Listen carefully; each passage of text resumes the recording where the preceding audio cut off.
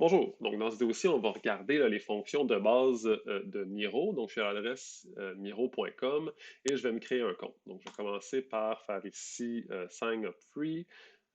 Et donc, on se crée un compte. Je vais rentrer mon nom. Ça va être important de ne pas utiliser l'adresse ULaval, donc d'utiliser une adresse personnelle. Et donc, je rentre mon adresse, un mot de passe. On va dire je suis d'accord et on part ça. Ensuite de ça, Miro va m'envoyer un courriel avec un code là, à 6 chiffres. Donc, je vais dans mes courriels chercher le code en question. Je le colle ici. Donc là, Miro va me poser quelques questions sur le type de travail qu'on veut faire. Donc pour commencer, là, c'est quoi le nom de l'équipe? Ben, peut-être que moi, je suis dans l'équipe 1 là, du BES 17-20, par exemple. Et donc, on va s'en servir pour l'éducation. Après ça, vous mettez vraiment le nom que vous voulez. Là. Moi, ça, c'est ce que j'ai choisi de mettre ici. Après ça, bon, le rôle, tout ça, on peut y aller avec étudiant, team member. On va être une petite équipe.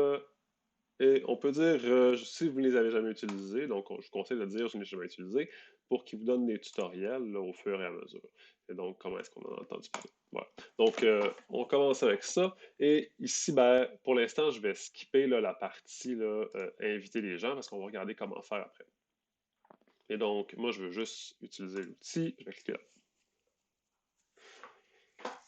Donc, l'objectif de Miro, c'est vraiment de simuler là, un babillard. Donc, comme on est à distance, ben, on est quand même habitué à travailler avec des babillards, fait qu'on va essayer de répliquer un peu cette utilisation-là.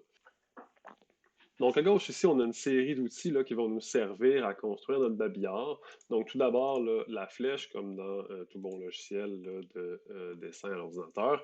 Ensuite de ça, on a les templates. Moi, personnellement, je n'utiliserai pas un template. Je vais venir placer directement mes éléments, mais sachez que c'est possible. Ensuite, on a la boîte de texte. Donc, c'est simplement si on veut rajouter du texte. Si vous voyez que c'est trop petit, c'est parce qu'on est trop zoomé out. Donc, on peut zoomer in avec la roulette là, de la souris. Et en tenant CTRL, on peut aussi utiliser là, le plus et le moins en bas à droite ici. Et donc, dans ma boîte de texte, donc, je peux venir écrire là, du texte comme ça ici. Je peux mettre de la couleur comme au fond de ma boîte. Je peux grossir le texte, etc. Donc, il y a toutes sortes d'options comme ça. Ensuite, l'autre outil ensuite ici, c'est les post-it. On est assez habitué avec un babillard à travailler avec des post-it. Donc, Miro nous offre la possibilité de continuer à le faire. On peut donc écrire l'information qu'on veut sur les post-it. Plus on écrit, plus le texte se rapetisse. Ensuite, on a des formes, donc on peut venir faire des carrés, par exemple, pour venir grouper de l'information. Si je voudrais attirer l'attention sur quelque chose, je pourrais peut-être venir mettre là, une étoile sur quelque chose. Euh, Ensuite, on a la flèche. La flèche est assez intéressante parce qu'elle nous permet de venir faire des cartes heuristiques là, ou des mind maps assez facilement. Donc, je peux prendre la flèche. Quand je passe sur un élément, il m'offre 4 points d'ancrage sur les 4 côtés. Donc, je pourrais, par exemple, là, je clique et je glisse. Et là, je viens dire, OK, ben, rajoute-moi le même objet, c'est-à-dire un autre post-it ici. Donc, je viens mettre là, mon idée 2, par exemple, sur l'autre post-it ici. Et ainsi de suite, là, je pourrais prendre la flèche et venir me faire vraiment une mind map intéressante avec cet outil-là. On peut faire partir plusieurs flèches là, à partir du même post-it. Je pourrais venir changer évidemment les couleurs de mon post-it comme ça. Donc, vous voyez qu'il y a possibilité quand même là, de travailler de façon assez similaire à ce qu'on le fait avec un babillard. Ensuite, on a le crayon. Le crayon, il nous permet de venir dessiner. Évidemment, avec une souris, ce n'est pas l'idéal, mais si on a une tablette, là, c'est assez intéressant de venir dessiner directement dans un board Miro. Ça peut permettre, par exemple, en équipe, de venir sketcher nos idées et au fur et à mesure, au fur et à mesure, nos coéquipiers voient les sketchs qu'on fait.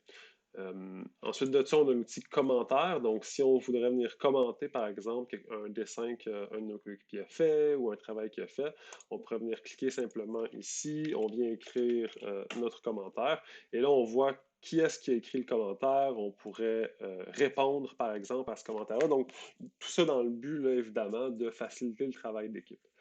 Euh, Ensuite, on a des frames. Donc, ça, ici, ça nous permet là, de préparer pour l'exportation, donc des frames dans lesquels on va venir mettre notre information. On peut renommer nos frames en venant donner. Donc, ici, on a un 16:9, par exemple. Donc, si on voudrait exporter vers un écran, ça serait le bon ratio.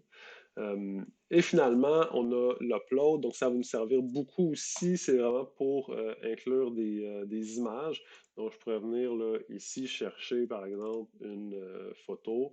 Et là, la photo va se téléverser donc, sur le serveur de Miro. Un coup qu'elle est là, elle va être assez rapide à charger, mais des fois, ça peut prendre un petit moment avant qu'elle charge. Et donc, notre image est là. On peut la scaler comme on veut. On peut même la cropper. Si je double-clique dessus, là, je peux venir cropper l'image. Mais l'image entière reste disponible. C'est vraiment juste là, la section qui est affichée qu'on vient cropper. Mais si on double-clique dessus, là, on sait y avoir accès. Donc voilà, ça fait le tour à peu près des outils Miro. Ensuite, on peut venir le partager à nos coéquipiers, donc pour qu'ils viennent nous rejoindre là, tous dans le même tableau. Ça va être avec le bouton Share en haut ici. Donc, ce qu'on va faire, on va venir s'assurer que ça ici, c'est à Can Edit. Donc, j'invite les membres de l'équipe au board qui peuvent éditer mon tableau. Et donc, je peux venir utiliser là, un hyperlien. Je vais donc copier ce lien-là et je vais venir le coller dans ma conversation Messenger ou dans ma conversation là, dans la messagerie, en fait, de mon choix avec mes coéquipiers. Donc, si par exemple, je copie ce lien-là, mes coéquipiers peuvent cliquer dessus, ils vont venir rejoindre mon tableau et tout le monde va pouvoir travailler sur le même tableau ensemble.